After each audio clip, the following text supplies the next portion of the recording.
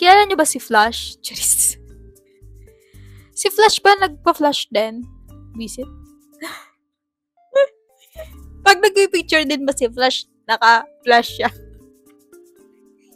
Naka-on ba yung flash niya? Or hindi na kasi siya si Flash. Visit?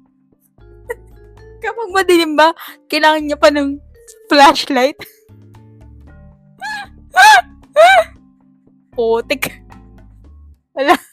Anyway guys, kaya ako natatawa sa flash na yan. Panoorin niyo yung part, natin, 59, yan.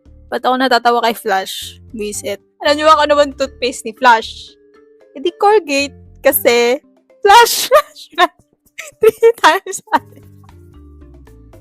Flash with Colgate. So, kayo naman, ang dami ko ng kwento kay Flash. Baka may kwentong Flash din kayo dyan. Nandiyan lang dyan sa comment section natin. Let's go!